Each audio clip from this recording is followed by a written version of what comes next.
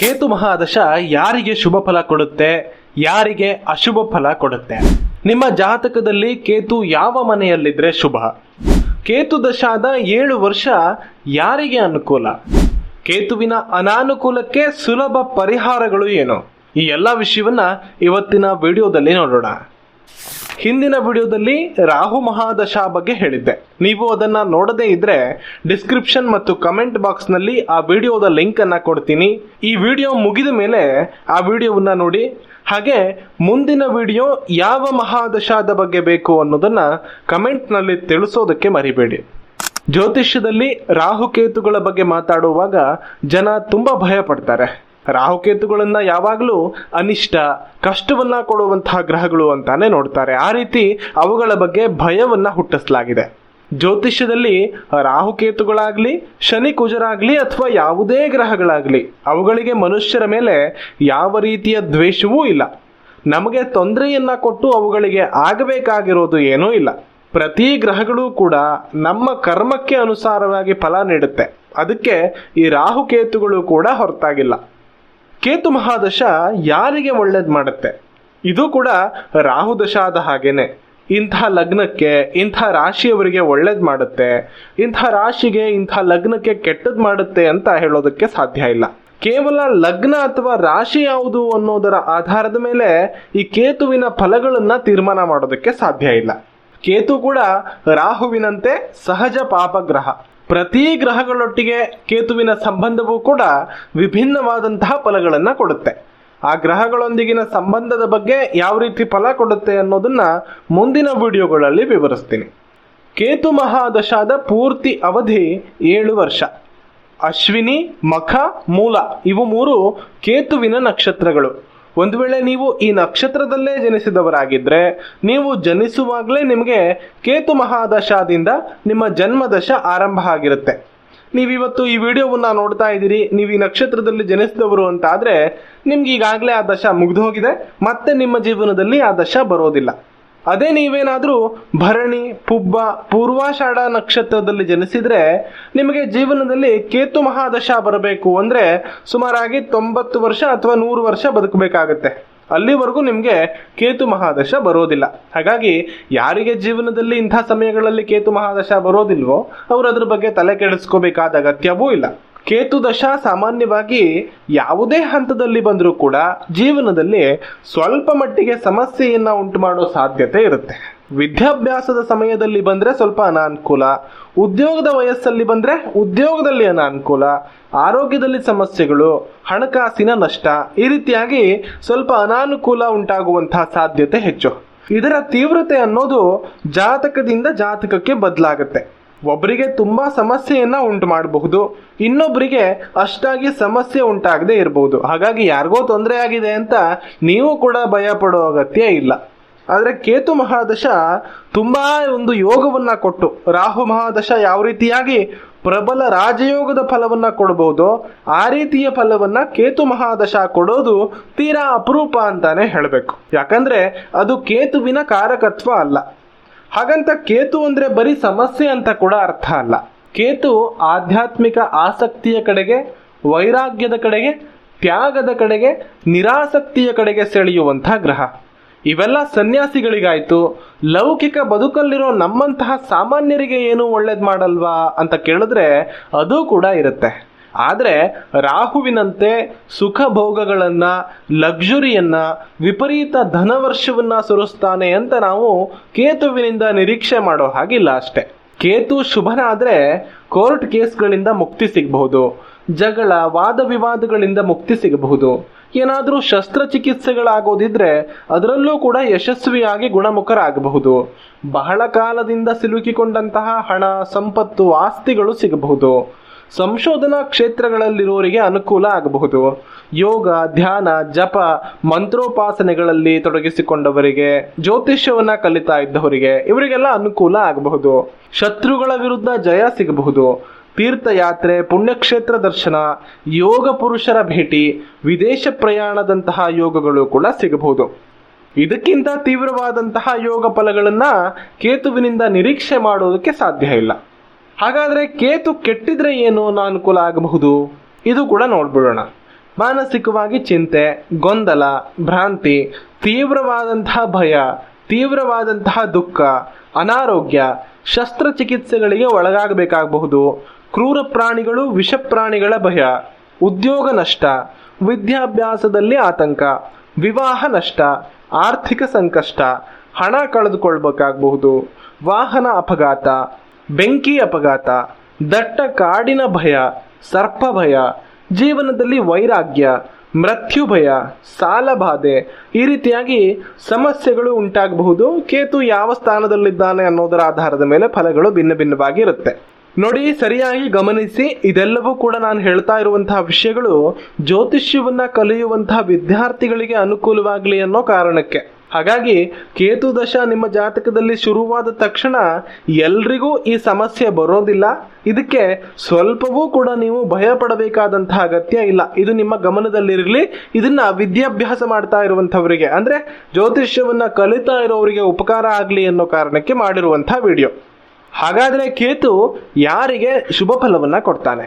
ಯಾರ ಜಾತಕದಲ್ಲಿ ಕೇತು ಉಪಚಯ ಸ್ಥಾನಗಳಾದಂತಹ 3, 6, 11 ಈ ಮನೆಗಳಲ್ಲಿರ್ತಾನೋ ಅಂತಹ ಜಾತಕರಿಗೆ ಒಳ್ಳೆಯ ಫಲಗಳನ್ನ ಕೊಡುವಂತಹ ಸಾಧ್ಯತೆ ಸ್ವಲ್ಪ ಹೆಚ್ಚಿರುತ್ತೆ.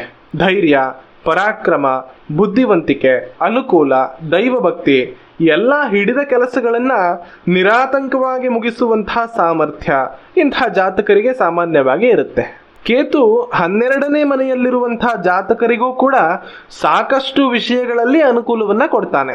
ಆದರೆ ನಿದ್ರಾಹೀನತೆ ಇರುತ್ತೆ.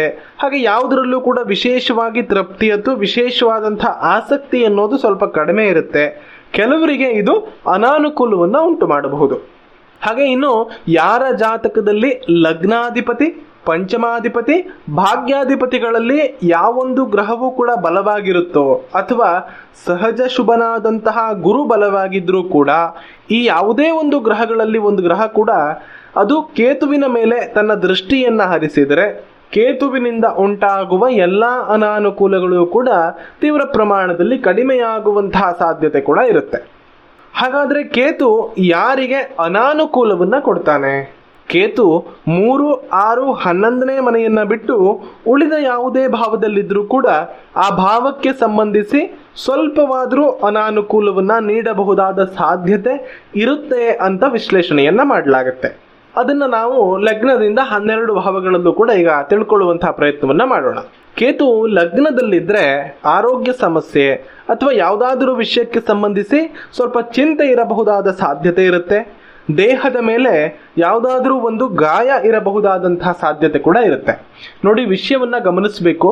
ಲಗ್ನಾಧಿಪತಿ ಬಲವಾಗಿದ್ರೆ ಅನಾನುಕೂಲ ಇರೋದಿಲ್ಲ. ಇದೇ ರೀತಿ ಕೇತು ಯಾವ ಭಾವದಲ್ಲಿ ಇರ್ತಾನೋ ಆ ಭಾವದ ಅಧಿಪತಿ ಬಲವಾಗಿದ್ದಾನೆ ಅಂತಂದ್ರೆ ಅಲ್ಲಿ ಅಷ್ಟು ಅನಾನುಕೂಲ ಇರೋದಿಲ್ಲ ಅಂತ ಅರ್ಥ. ಇದನ್ನ ಸರಿಯಾಗಿ ಗಮನಿಸ್ಕೋಬೇಕು. ಓಕೆನಾ? ಹಾಗೆ 2ನೇ ಭಾವದಲ್ಲಿ ಕೇತು ಇದ್ರೆ ಹಣಕಾಸಿನ ವಿಚಾರದಲ್ಲಾಗ್ಲಿ ಅಥವಾ ಕುಟುಂಬದ ವಿಷಯದಲ್ಲಾಗ್ಲಿ ಅನಾನುಕೂಲ ಇರಬಹುದಾದ ಸಾಧ್ಯತೆ ಇರುತ್ತೆ. ಕುಟುಂಬದಿಂದ ದೂರ ಉಳಿಯಬೇಕಾದ ಪರಿಸ್ಥಿತಿ ಕೂಡ ಬರಬಹುದು. ಹಾಗೆ ಇವರು ಮಿತಭಾಷಿಗಳಾಗಿರ್ತಾರೆ, ತುಂಬಾ ಮಾತಾಡುವಂತಹ ವ್ಯಕ್ತಿಗಳಾಗಿರೋದಿಲ್ಲ. 3ನೇ ಮನೆಯಲ್ಲಿ ಕೇತು ಇದ್ರೆ ಇದು ಅನುಕೂಲ.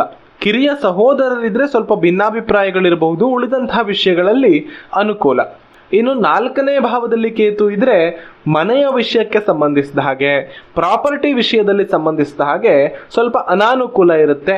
ತಾಯಿಯಿಂದ ದೂರ ಉಳಿಬೇಕಾದಂತಹ ಪರಿಸ್ಥಿತಿ ಬರಬಹುದು. ವಿದ್ಯಾಭ್ಯಾಸಕ್ಕೆ ಕೂಡ ಆಗಾಗ ಸ್ವಲ್ಪ ಅಡಚಣೆ ಉಂಟಾಗುವಂತಹ ಸಾಧ್ಯತೆ ಇರುತ್ತೆ. 5ನೇ ಮನೆಯಲ್ಲಿ ಕೇತು ಇದ್ರೆ ಸಂತಾನ ತಡವಾಗಬಹುದು ಅಥವಾ ವೈದ್ಯಕೀಯ ಪರೀಕ್ಷೆಯ ಅಗತ್ಯ ಕೂಡ ಇರಬಹುದು. 6ನೇ ಮನೆಯಲ್ಲಿ ಕೇತು ಇದ್ರೆ ರೋಗ, ಋಣ, ಶತ್ರುನಾಶ ಅಂತ ಹೇಳ್ತೀವಿ. ಅನುಕೂಲ, ಆದರೆ ಸೋದರ ಮಾವನ ಪ್ರೀತಿ ಇರೋದಿಲ್ಲ ಅನ್ನಬಹುದು. ಇನ್ನು 7ಮದಲ್ಲಿ ಕೇತು ಇದ್ರೆ ವಿವಾಹದಲ್ಲಿ ವಿಳಂಬ ಇರುವಂತಹ ಸಾಧ್ಯತೆ ಇರುತ್ತೆ.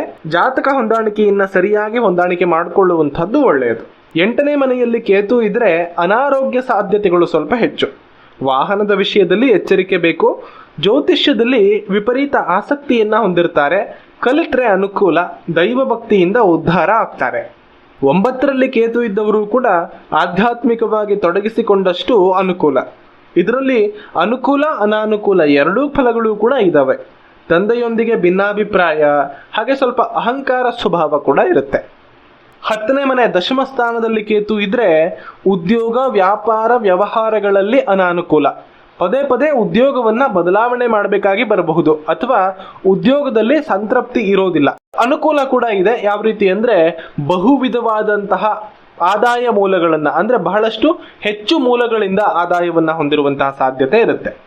ಇನ್ನು 11ನೇ ಮನೆಯಲ್ಲಿ ಕೇತು ಇದ್ರೆ ಅನುಕೂಲ, ಲಾಭ, ಅನಾರೋಗ್ಯದಲ್ಲಿ ಸುಧಾರಣೆ, ದೈವ ಬಲ ಇರುತ್ತೆ. 12ರಲ್ಲಿ ಕೂಡ ಆಗ್ಲೇ ಹೇಳಿದ ಹಾಗೆ ನಿದ್ರಾಹೀನತೆ ಇರಬಹುದು. ಉಳಿದಂತೆ ದೈವಾನುಗ್ರಹ, ದೈವ ಬಲ, ಮೋಕ್ಷ ಚಿಂತನೆ, ಭಕ್ತಿ ಇರುತ್ತೆ. ಆರೋಗ್ಯದಲ್ಲಿ ಕೂಡ ಸ್ವಲ್ಪ ಸಮಸ್ಯೆಗಳು ಉಂಟಾಗಬಹುದು. ಯೋಗಿಗಳಿಗೆ, ಸನ್ಯಾಸಿಗಳಿಗೆ ಇದು ಅನುಕೂಲ. ಎಲ್ಲರಿಗೂ ಕೂಡ 12ನೇ ಮನೆಯ ಕೇತು ಅನುಕೂಲ ಅಂತ ಸಾಮಾನ್ಯವಾಗಿ ತಿಳಿಯೋ ಹಾಗಿಲ್ಲ. ನಿಮ್ಮ ಜಾತಕದಲ್ಲಿ ಕೇತು ಈ ಎಲ್ಲ ಮನೆಗಳಲ್ಲಿ ಇದ್ದ ತಕ್ಷಣ ಇವೆಲ್ಲವೂ ಸಂಭವಿಸಿ ಬಿಡೋದಿಲ್ಲ. ಆ ಕೇತುವಿನ ದಶ ನಿಮಗೆ ಬರಬೇಕು. ಅದಷ್ಟೇ ಅಲ್ಲ, ಕೇತು ದಶ ಬಂದ್ರೆ ಆಗೋದಿಲ್ಲ. ಕೇತು ಇರುವಂತಹ ಮನೆಯ ಅಧಿಪತಿ ಬಲವಾಗಿ ಇದ್ದರೆ ಕೇತುವಿನಿಂದ ನಿಮಗೆ ಹೆಚ್ಚು ಸಮಸ್ಯೆ ಉಂಟು ಮಾಡೋದಕ್ಕೆ ಸಾಧ್ಯ ಇಲ್ಲ. ಅಥವಾ ಕೇತುವಿನ ಮೇಲೆ ಯಾವುದಾದ್ರೂ ಶುಭ ಗ್ರಹಗಳ ದೃಷ್ಟಿ ಇದ್ರೂ ಕೂಡ ನಿಮಗೆ ತೀವ್ರವಾದಂತಹ ಸಮಸ್ಯೆಗಳು ಸಂಭವಿಸುವಂತಹ ಸಾಧ್ಯತೆ ಇರೋದಿಲ್ಲ. ಆಧ್ಯಾತ್ಮಿಕವಾಗಿ ತೊಡಗಿಸಿಕೊಂಡವರಿಗೂ ಕೂಡ, ದೇವರ ಆರಾಧನೆ ಜಪಗಳನ್ನ ಮಾಡುವವರಿಗೂ ಕೂಡ ಕೇತು ಅನುಕೂಲವನ್ನ ಉಂಟು ಮಾಡ್ತಾನೆಯೇ ಹೊರತು ಹೆಚ್ಚು ಅನಾನುಕೂಲವನ್ನ ಉಂಟು ಮಾಡೋ ಸಾಧ್ಯತೆಗಳು ಇರೋದಿಲ್ಲ. ನೀವು ಯಾವುದೇ ಹಂತದಲ್ಲಿರಲಿ, ಯಾವುದೇ ಪರಿಸ್ಥಿತಿಯಲ್ಲಿರಲಿ, ಯಾವುದೇ ಉದ್ಯೋಗದಲ್ಲಿರಲಿ, ನಿಮ್ಮ ಜಾತಕದಲ್ಲಿ ಕೇತು ದಶ ಬಂದಾಗ ದೇವರ ಮೊರೆ ಹೋಗೋದು ನಿಮ್ಮ ಸಮಸ್ಯೆಗಳಲ್ಲಿ ಬಹುಪಾಲು ಸಮಸ್ಯೆಗಳನ್ನ ತಾನಾಗಿಯೇ ಪರಿಹಾರ ಆಗೋದಕ್ಕೆ ಒಂದು ಅವಕಾಶವಾಗುತ್ತೆ. ಇನ್ನು ಕೇತುವಿನ ಸಮಸ್ಯೆಗಳಿಗೆ ಪರಿಹಾರ ಏನು? ಪರಿಹಾರ ಅಂದಾಗ ನೆನಪಾಯ್ತು, ಹಿಂದಿನ ವಿಡಿಯೋದಲ್ಲಿ ರಾಹುಕೇತುಗಳ ಸಮಸ್ಯೆಗೆ ಕಾಳಹಸ್ತಿಗೆ ಹೋದ್ರೆ ಶುಭ ಅಂತ ಹೇಳಿದ್ದೆ. ಅದಕ್ಕೆ ಕಾಳಹಸ್ತಿಗೆ ಯಾಕೆ ಹೋಗಬೇಕು, ಅದಕ್ಕೆ ಏನ್ ಸಂಬಂಧ, ರಾಹು ದೋಷ ಇದ್ರೆ ಅದು ಸರ್ಪದೋಷ ಆಗುತ್ತೆ, ಹಾಗೆ ಹೀಗೆ ಅಂತ ಒಬ್ರು ಕಮೆಂಟ್ ಮಾಡಿದ್ರು. ಆದ್ರೆ ದಯವಿಟ್ಟು ನೀವು ಆ ಥರ ಅನ್ಕೋಬೇಡಿ. ಎಲ್ಲಾ ರಾಹುವಿನ ಸಮಸ್ಯೆಯೂ ಸರ್ಪದೋಷ ಅಲ್ಲ. ರಾಹುಕೇತುಗಳ ಸಮಸ್ಯೆಗೆ ಪ್ರತ್ಯೇಕವಾಗಿರುವಂತಹ ಅತ್ಯಂತ ಶಕ್ತಿಶಾಲಿ ದೇವಾಲಯ ಅದು ಶ್ರೀ ಕಾಳಹಸ್ತಿ. ಒಮ್ಮೆ ಅದ್ರ ಬಗ್ಗೆ ಗೂಗಲ್ನಲ್ಲಿ, ಕನಿಷ್ಠ ಯೂಟ್ಯೂಬ್ನಲ್ಲಾದರೂ ಅದ್ರ ಬಗ್ಗೆ ಸರ್ಚ್ ಮಾಡಿ ತಿಳಿದುಕೊಳ್ಳಿ. ಸುಮ್ಮನೆ ಬಾಯಿಗೆ ಬಂದ ಹಾಗೆ ಕಮೆಂಟ್ ಮಾಡೋದಕ್ಕೆ ಹೋಗಬೇಡಿ. ಇನ್ನು ಕೇತುವಿನ ಸಮಸ್ಯೆಗಳಿಗೆ ಪರಿಹಾರ: ಮಹಾಗಣಪತಿಯ ಆರಾಧನೆ, ಗಣಪತಿಯ ಬೀಜ ಮಂತ್ರ ಜಪ ಅಥವಾ ಷೋಡಶ ನಾಮಾವಳಿ, ಅಷ್ಟೋತ್ತರ ಶತನಾಮಾವಳಿ, ಗಣಪತಿ ದಂಡಕ ಯಾವುದನ್ನಾದರೂ ಪ್ರತಿನಿತ್ಯ ಪಠಿಸಬಹುದು. ಗಣಪತಿಗೆ ಸಂಬಂಧಿಸಿದಂತೆ ಸತ್ಯ ಗಣಪತಿ ವ್ರತ ಮಾಡ್ಕೋಬಹುದು ಅಥವಾ ಅವಶ್ಯಕತೆ ಇದ್ದರೆ ಗಣಪತಿ ಹವನವನ್ನ ಮಾಡಿಕೊಳ್ಳಬಹುದು. ಜ್ಯೋತಿಷ್ಯರ ಬಳಿ ಜಾತಕ ಪರಿಶೀಲನೆ ಮಾಡಿಕೊಂಡು ಸಲಹೆ ಪಡೆಯೋದು ಒಳ್ಳೆಯದು. ರಾಹು ದಶಾವಾಗಲಿ ಕೇತು ದಶಾವಾಗಲಿ ನಡೀತಾ ಇದ್ರೆ ಭಯ ಪಡಬೇಕಾದಂತಹ ಯಾವುದೇ ಅವಶ್ಯಕತೆ ಇಲ್ಲ. ಎಲ್ಲ ಬಾರಿ ಕೂಡ ರಾಹುಕೇತುಗಳು ಎಲ್ಲರಿಗೂ ಸಮಸ್ಯೆಯನ್ನ ಉಂಟು ಮಾಡೋದಿಲ್ಲ. ಅದು ನಿಜ ಕೂಡ ಅಲ್ಲ. ಭಯ ಪಡಬೇಕಾದಂತಹ ಅಗತ್ಯ ಇಲ್ಲ. ಹಾಗೆ ನೀವೇನಾದ್ರೂ ನಿಮ್ಮ ಜಾತಕವನ್ನ ಪರಿಶೀಲನೆ ಮಾಡ್ಕೋಬೇಕು ಅಂತಿದ್ರೆ ಈ ಸ್ಕ್ರೀನ್ ಮೇಲೆ ಕಾಣಿಸ್ತಾ ಇರುವಂತಹ ಸಂಖ್ಯೆಗೆ ಕಾಲ್ ಮಾಡಿ ನಿಮ್ಮ ಅಪಾಯಿಂಟ್ಮೆಂಟ್ ಅನ್ನ ಬುಕ್ ಮಾಡ್ಕೋಬಹುದು. ಹಾಗೆ ರಾಹು ಮಹಾದಶ ಇದರ ಒಂದು ಫಲಗಳು ಯಾರಿಗೆ ಒಳ್ಳೇದು ಮಾಡುತ್ತೆ, ಯಾರಿಗೆ ಕೆಟ್ಟದ್ದು ಮಾಡುತ್ತೆ ಅನ್ನುವಂತಹ ವಿಷಯವನ್ನ ತಿಳಿಯೋದು ಹಾಗಿದ್ರೆ ಈ ಬಲಗಡೆ ವಿಡಿಯೋ ಮೇಲೆ ಕ್ಲಿಕ್ ಮಾಡ್ಕೊಳ್ಳಿ. ಇದು ನೇರವಾಗಿ ನಿಮ್ಮನ್ನ ರಾಹು ಮಹಾದಶಾದ ವಿಡಿಯೋಗೆ ಕರ್ಕೊಂಡು ಹೋಗುತ್ತೆ. ಧನ್ಯವಾದಗಳು. ಜೈ ಶ್ರೀರಾಮ್.